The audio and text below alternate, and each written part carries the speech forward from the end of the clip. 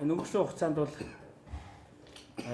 холбогдох мэргэжлийн байгууллагууд нийслэлийн онцгой комиссоос өгсөн үүрэг даалгаврын дагуу 24 цагаар одоо жижүүрлэн нийслэлээр болон төвийн 6 төвөөр ажиллаж байгаа. За энэ штаб хэвээр үргэлжлэн ажиллаж байна. За нэмэлтээр бол бас манай холбогдох нийслэлийн цагдаагийн удирдах газар, нийслэлийн онцгой байдлын газар, нийслэлийн мэргэжлийн хяналтаас өнгөрсөн 5 дахь өдрөөс эхлэн шөнийн цагууд бид нэр хөдөлгөөнд эргүүл хийж ажиллаж байгаа. За энэ хөдөлгөөнд эргүүлэхийн гол зорилго нь бол шахмал түвшний хэрэглээ, түгээлт, борлуулалт, хангалт яг ямар түвшинд байна, зорж байгаа түвшиндээ байна уугүй юу гэдэг дээр бол анхаарал тавьж ингэж ажиллаж байна. За ингэж ажиллаж байгаагийн хүчинд бол бас энэ дуудлагын тоо бол эрс буурсан байгаа. Ер нь бол одоо хүнд хэлбэрээр хорцсон гэсэн дуудлага бол байхгүй болсон. За хөнгөн хэлбэрээр бол тодорхой тооны дуудлагад дээр бол гэрээр нь одоо эрүүл мэндийн байгууллагын албан хаагчид маань гэрээр нь зөвлөгөө өгч ингэж одоо ажиллаж байна. 19-12-наас 15-ны өдрүүдэд товчоод төр хийсэн энэ шалгалтаар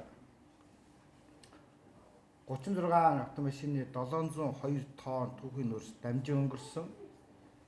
За түүхийн нөөц зөвшөөрөлтэй аж ахуйн нэгжүүдэд нийлүүлэхээр 98 автомашины 3109 тонн автомашин түүхийн нөөц Улаанбаатар хотод нэвтрээ орж ирсэн. За энэ хугацаанд түүхийн нөөц нийлүүлэх зөвшөөрөлтэй газраас бус өөр уурхаагаас нэвтрүүлсэн зөрчил илэрсэн. За энэ дулаан үйлдвэрлэх тусгай зөвшөөрөлтэй Ануу сервис компани Бангнуур уурхаагаас нүүрс тээвэрлэхээр зөвшөөрлийн бичгэндээ бичил хийлгэсэн боловч налаахын уурхаагаас 2 тээврийн хэрэгслээр 4745 тонн нүүрс тээвэрснийг цагдаагийн байгууллага болон мэргэжлийн хэлтийн байгууллага илрүүлж хураамсан. Мөн нүүрс тээвэрлэх зөвшөөрөлгүй Батхүнс компани 18 тонн налаахын нүүрсийг тээвэрлсэн. Нийт 70 тонн нүүрсийг хураавч амгалан дулааны цахилгаан станцын байршаад төвлөрүүлээд байна. Одоо эдгээр нүүрсийг л улсын орлого болохоор байж байна. Бид өгн бол аж ахуйн нэгжүүд удаадараа авахгүйсэн байна. За мөн түүхийн нүүрс төлөх зөвшөөрөлтэй аж ахуйн нэгжүүд маань агаар шүүлтүүрээд ажиллаж гэнэ үү? Та өргөч байна уу? Түүхийн нүүрсийг битүүмжилсэн агуулгад хадгалж гэнэ үү гэдэг дээр нь бол захирчийн ажлын албаны 6 хэлцээний дараагаар ахлуулсан цагдаагийн ерөнхий газар, нийслэлийн мэргэжлийн хэлтийн газар, нийслэлийн зохицуулах зөвлөл, хэсэгчилсэн инженерийн хангамжийн удирдах газар, агаарын бохирдлыг тэмцэх газруудын бүрэлдэхүүнтэйгээр одоо 6 дүүргүүдэд хийн шалгалт хийгээд өнөөдөр үргэлжлэн явж байна. Саяны хагасан бүтэн сая төгрөг үргэлжлэж явсан. За эдгээр аж ахуйн нэгжүүд нь бол утааны шүүлтүүр тавиагүй. За ил задгаа түүхийн нүүрсээ хадгалж агаарт тоочд үүсгэсэн ийм зөрчилтэй гаргасан зөрчлийг удаадараа гаргасан аж ахуйн нэгжүүдийн тусгай зөвшөөрлийн цуцлах, цаашид нийлүүлэх түүхийн нүүрсийн хэмжээг багасгах зэрэг холбогдох арга хэмжээ бид авахаар ажиллаж байна.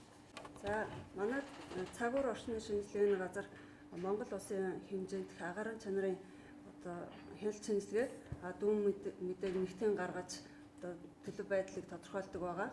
За энд Улаанбаатар хотод одоо нийт 15 хяналтын цэг дээр агаарын чанарын хяналт шинжилгээг 6 хүртэл богтуулах байдлыг бол тодорхойлж байна.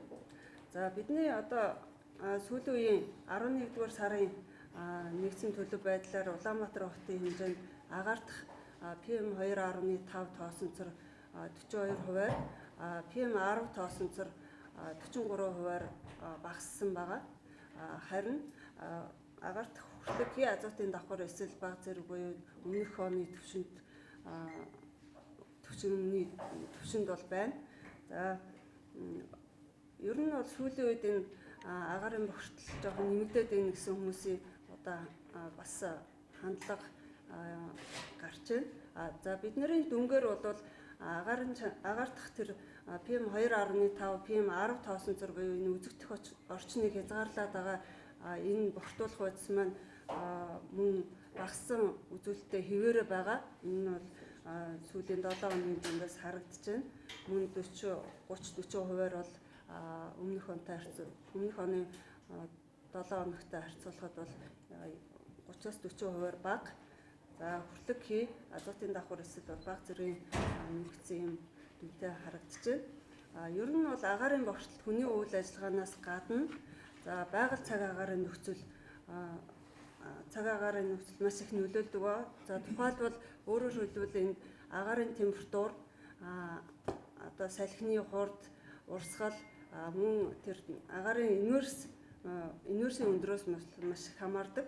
Агаарын инверс гэдэг бол өөрөө агаарын бохирдлыг хуримтлах ийм нөхцөлийг бүрдүүлж идэг ийм гол байгалийн одоо хүчин зүйл байгаа.